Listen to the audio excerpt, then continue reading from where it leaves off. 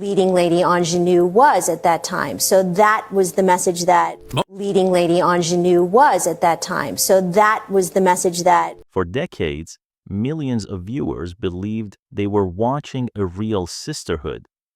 On the screen, Laura and Mary Ingalls were inseparable, warm, loyal, protective, two sisters growing up together on the American frontier. And for years, fans assumed the same bond existed behind the cameras. Melissa Gilbert, Melissa Sue Anderson, two young girls who grew up together under the blinding lights of Little House on the Prairie. But according to Melissa Gilbert herself, that picture-perfect sisterhood was mostly an illusion. It was what the cameras wanted you to see, what the network needed you to believe, what fans held on to for comfort. Behind the scenes, the truth was far more complicated. After decades of whispers, quiet tension, and unanswered rumors, Melissa Gilbert finally began opening up about what really happened between the two Melissas. And once you hear her story, Little House on the Prairie will never feel the same again, because long before the cameras rolled, Melissa Gilbert's life was already shaped by secrets. She was born in 1964 and placed for adoption almost immediately. From the very beginning, her story came in fragments. The version her mother told, the version the public believed, and the version she actually lived. Her adoptive parents, Barbara Crane and Paul Gilbert, welcomed her into their home, but certain truths were carefully hidden. For years, Melissa believed her birth mother was a graceful prima ballerina, her birth father, a refined academic. The reality would later shatter those myths completely. By the time Melissa was old enough to understand the truth, she realized her life had been built on polished stories that didn't quite fit. Even the reason she was adopted raised painful questions. Her parents said they couldn't have children, yet both would later prove that wasn't entirely true. And still, before she could fully process any of it, her childhood was already being pushed into the spotlight. Before she could even form full sentences, Melissa was attending commercial auditions. By 1972, she was already appearing on major television shows, and just a few years later, she landed the role that would define her forever, Laura Ingalls, a role rooted in innocence, resilience, and family values, a role that made her America's sweetheart. But what no one saw was how much darkness was quietly growing behind that smile, and how that darkness would eventually collide with another young girl on the same set, another Melissa, living a very different reality. Fame arrived before Melissa Gilbert ever had the chance to be a child. While other kids were learning how to play, how to fail, how to grow safely, Melissa was learning lines, hitting marks, and carrying expectations far heavier than her age. By the time Little House on the Prairie premiered in 1974, she wasn't just acting, she was carrying an entire show on her shoulders. America saw Laura Ingalls as pure, brave, and endlessly hopeful.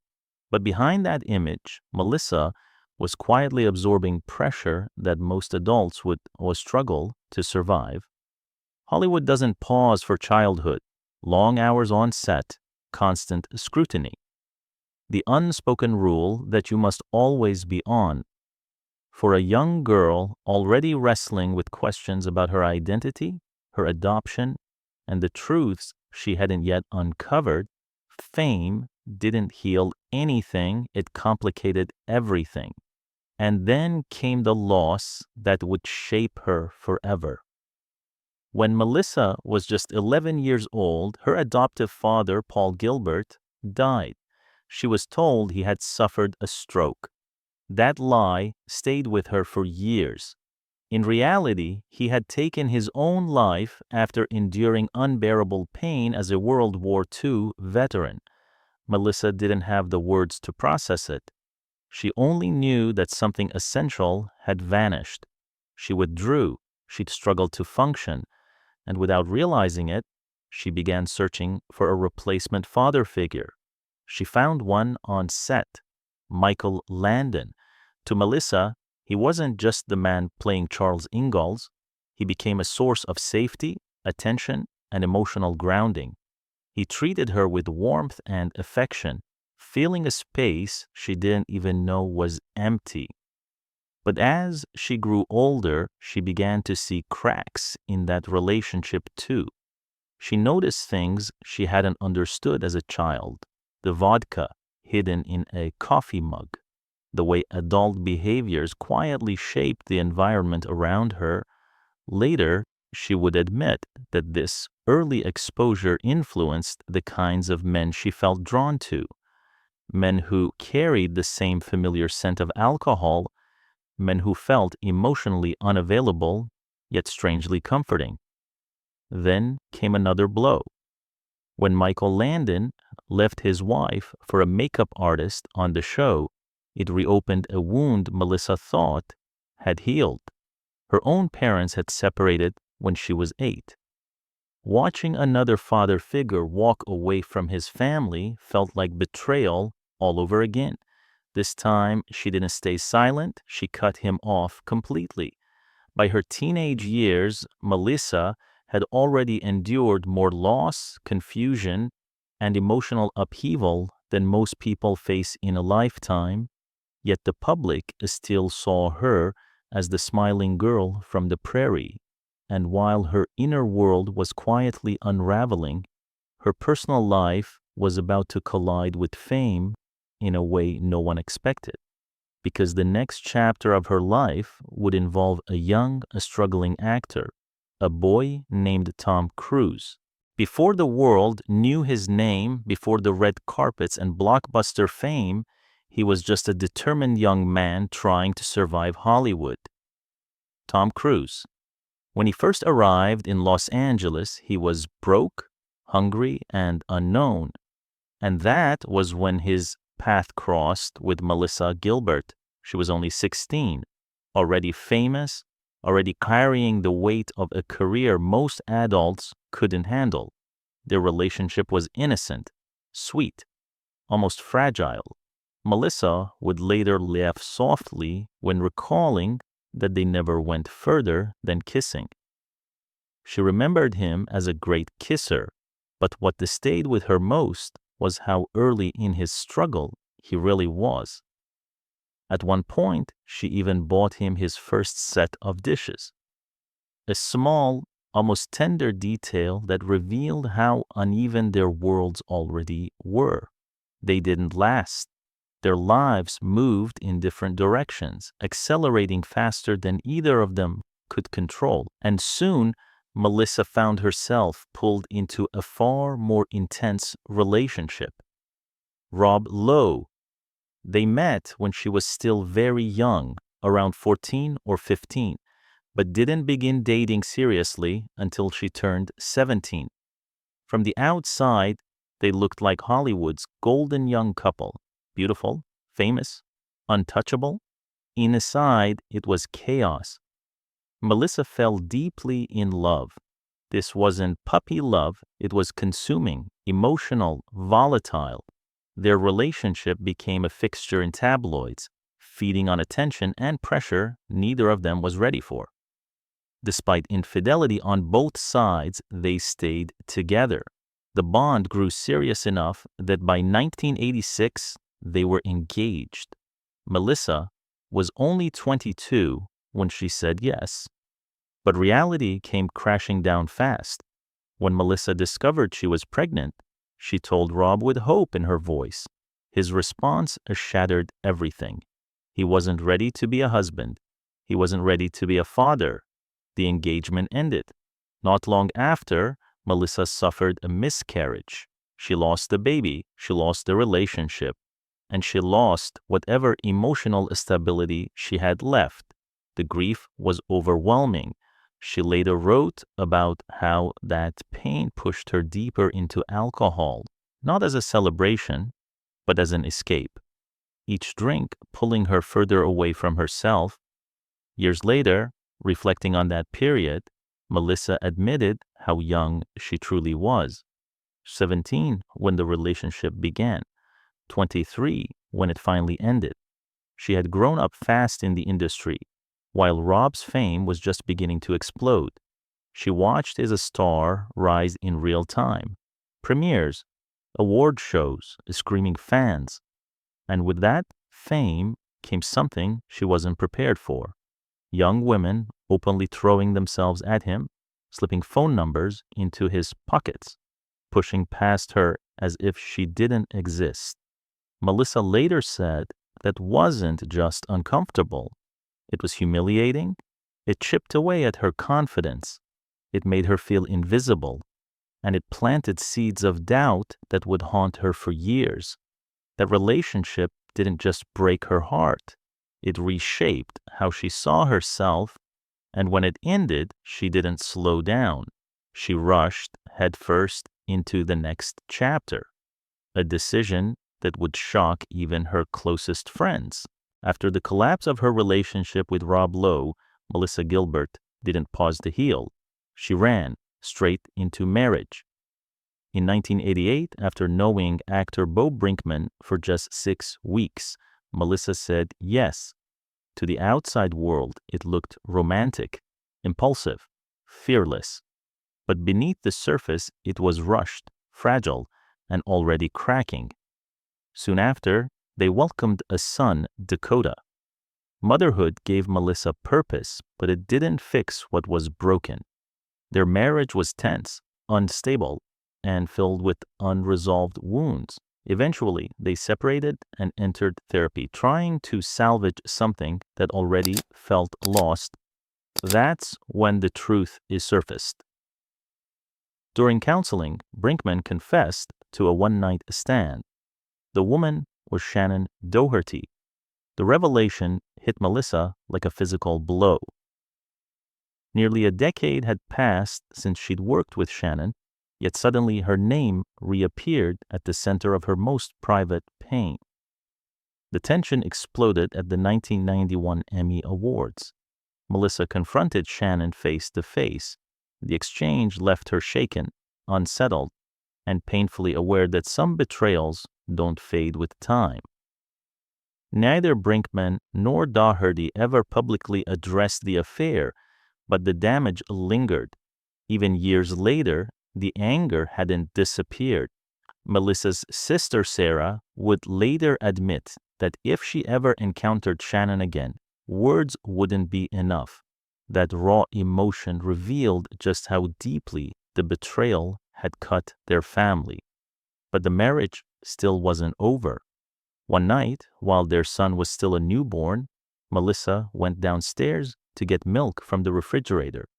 What she walked into changed everything. Brinkman was on the couch with a sex worker. The shock was paralyzing. In that moment, the illusion shattered completely.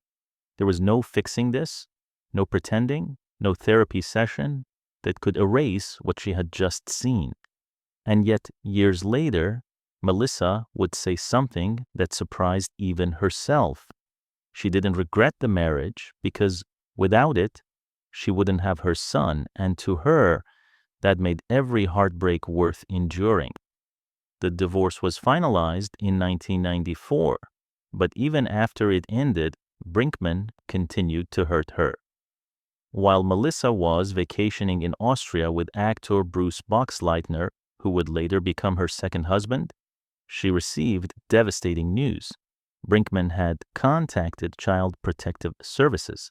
He accused her nanny of abusing their child. An investigation followed. Thankfully, it was dismissed quickly, but the cruelty of the accusation lingered.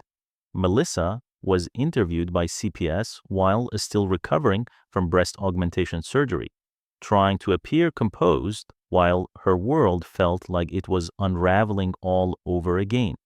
And through all of it, one thing never slowed down.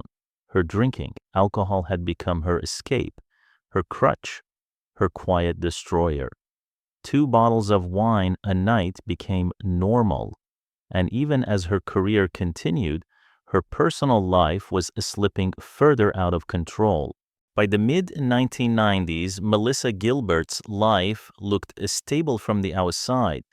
She was still working, still recognizable, still respected for her legacy on Little House on the Prairie.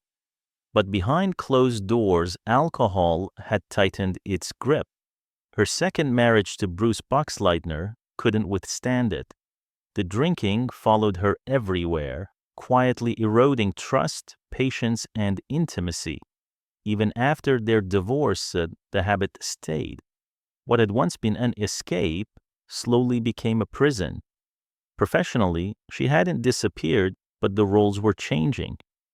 Fewer spotlight projects, more made-for-TV movies. The industry quietly labeled her the queen of television films. There were bright spots. She voiced Batgirl in Batman, the animated series, reminding audiences she still had range. But deep down, she knew something was wrong. The wake-up call came in a moment so small, yet so humiliating, she couldn't deny it. During a dinner with a guest, Melissa passed out. Not on a couch, not in her bed, in her dog's bed. That was the moment her life finally spoke louder than denial. But what truly pushed her toward help wasn't embarrassment. It was her son. Seeing his concern, hearing his fear, she realized she was becoming someone she never wanted him to remember. She went to her first Alcoholics Anonymous meeting. For the first time in years, she felt something unfamiliar. Hope. Sobriety didn't come easily, but it brought clarity. Slowly, she began to rebuild herself from the inside out. She no longer wanted to coast through safe, small roles. She wanted purpose, meaning, control over her life again. Fans constantly asked if she would ever return for a reboot of Little House on the Prairie. She always said no. The original series still ran in syndication, and she believed its legacy didn't need revisiting. But fate had other plans. In 2008, Melissa returned to the world of the Ingalls family in a new way. She stepped onto the stage as Ma Ingalls in the musical adaptation of Little House on the Prairie. It was a full-circle moment, a chance to honor her past without being trapped by it. But her body had been keeping a secret, one that would soon change everything. At first, Melissa Gilbert told herself it was nothing, just another ache, another pain that came with long rehearsals and demanding performances. Night after night, she stepped onto the stage as Ma Ingalls in Little House on the Prairie, the musical, smiling through the discomfort, pushing her body further than it wanted to go. The audience saw a strength, dedication, grace. What they didn't see was how much she was hurting. The back pain grew sharper, more insistent. Still, Melissa kept going. She made herself a quiet promise. She would go to the hospital only when the pain became absolutely unbearable. That moment arrived faster than she expected. When doctors finally examined her, the truth was shocking. Melissa Gilbert had been performing for months with a broken back. Not a strain, not a pulled muscle, a full fracture. She was in her 40s, carrying one of the most iconic maternal roles in American television history, all while her spine was literally breaking beneath her. When her castmates learned the truth, they were stunned. What they had mistaken for professionalism was actually endurance at a dangerous cost. After the musical's original run ended, Melissa underwent a surgery. The operation was necessary, but recovery revealed something even more painful. Her husband at the time, Bruce Boxleitner, wasn't the caretaker she needed. In her memoir, Back to the Prairie, Melissa wrote honestly about that period. She described how post-surgical care and emotional support simply weren't his strengths. As she lay healing, she began asking herself a devastating question. Why did she believe she didn't deserve tenderness? That question opened a door she had been avoiding for years. She looked back on her marriage and admitted that the emotional distance hadn't started after the surgery. In her earlier memoir, Prairie Tale, she revealed she had an emotional affair during the filming of Seduction in a small town. She never named the actor, but Dennis McNamara played her on-screen husband. Alcohol and loneliness blurred boundaries. She admitted she often developed feelings for co-stars, but this time it was different.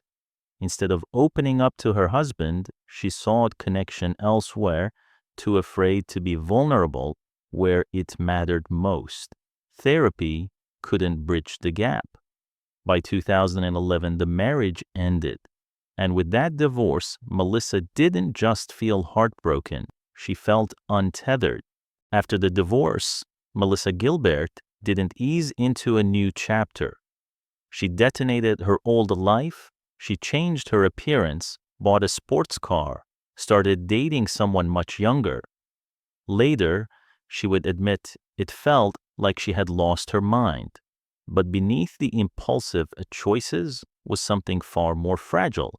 She was untethered, grasping for anything that felt new enough to drown out the pain.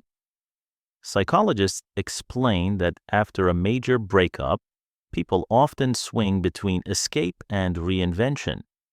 Melissa was living that theory in real time, but the deepest wound wasn't the divorce itself. It was a moment that followed her back surgery. Melissa needed a ride home from the hospital. She expected her husband to be there. Instead, he suggested she call a friend or hire a car. That moment lodged itself into her memory, cold, heavy, unforgettable. It forced her to confront a truth she had spent years avoiding. She had normalized emotional neglect. She had accepted distance as love. So when the marriage finally ended, the dramatic reset felt inevitable. Still, Melissa believed in growth. She didn't judge her past choices with the clarity of hindsight. She understood that people make decisions based on who they are at the time, not who they eventually become. Physically, she recovered from the broken back with the help of a metal implant placed during surgery. She later shared that the ordeal even affected her height, but her body wasn't done with her yet. In 2012, Melissa returned to the spotlight in a bold way. She joined Dancing with the Stars, determined to prove she was strong again. During one live performance, something went terribly wrong. Viewers saw her stumble. Confusion rippled across the ballroom. Moments later, she was rushed for medical attention. Melissa didn't stay silent. She went straight to social media and revealed the truth.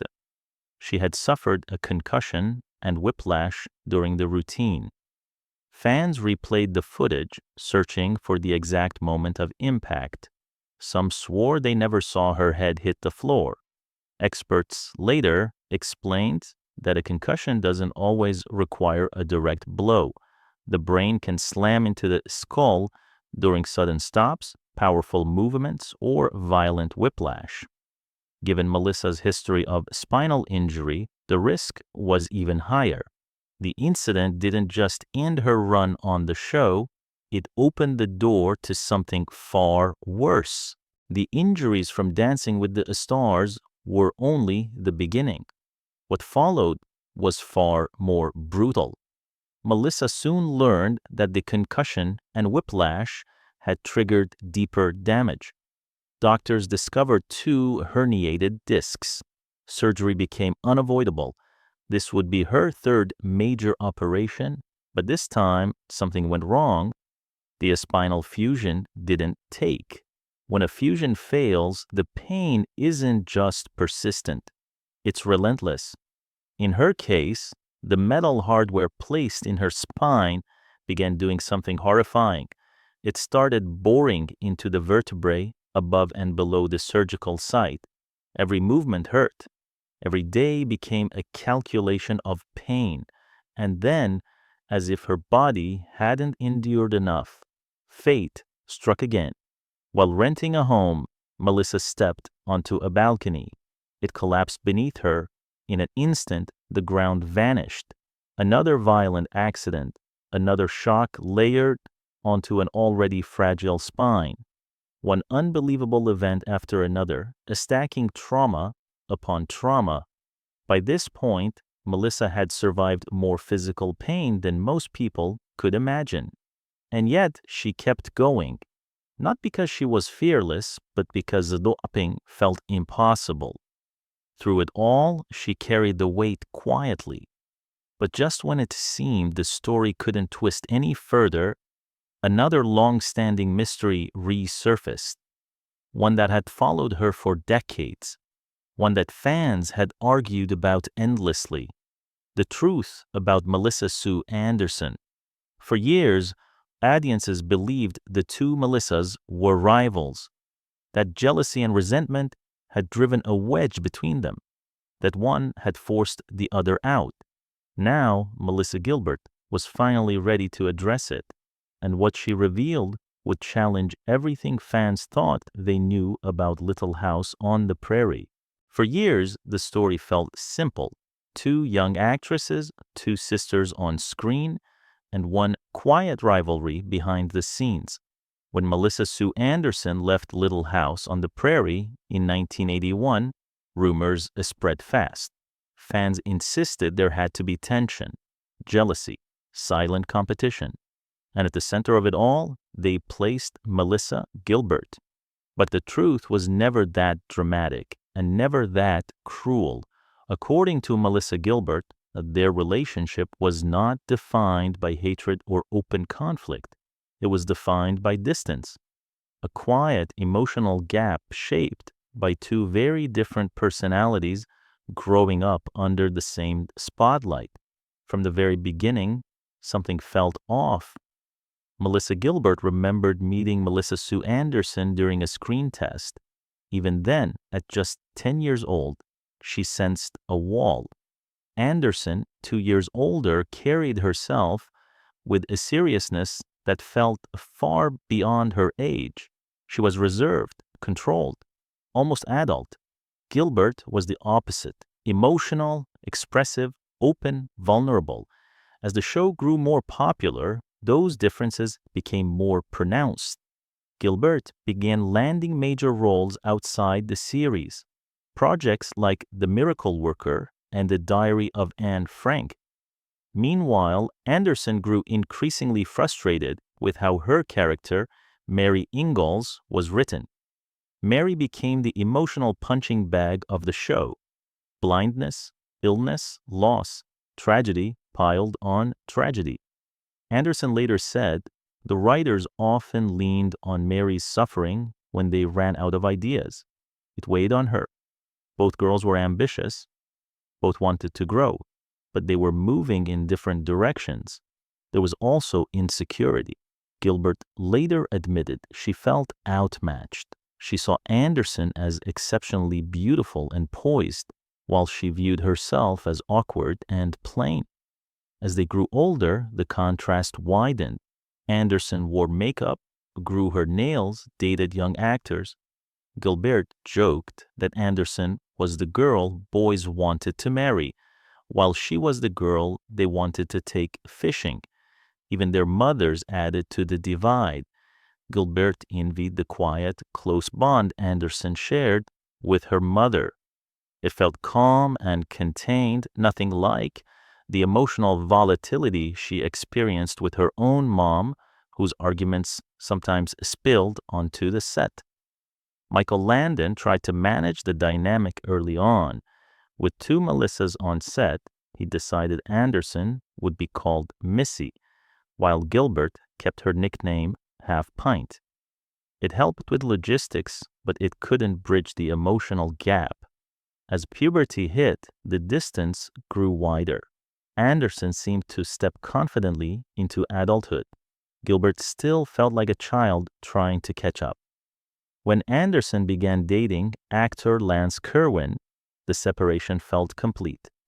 Gilbert later said it was as if Anderson existed in a completely different universe. Yet despite the gossip, there was no secret war. When Anderson left the show, she made it clear. She didn't leave because of Gilbert. She left because Mary Ingalls had nowhere left to go. And when other cast members departed around the same time, rumors exploded again. Anderson shut them down. She said there was no jealousy, no rivalry, no hatred, just two young girls growing up differently under extraordinary pressure. Years later, Anderson echoed much of this in her own memoir. She agreed they were simply not built for a close friendship. Different upbringings, different emotional needs, different paths. They even laughed together over false tabloid stories.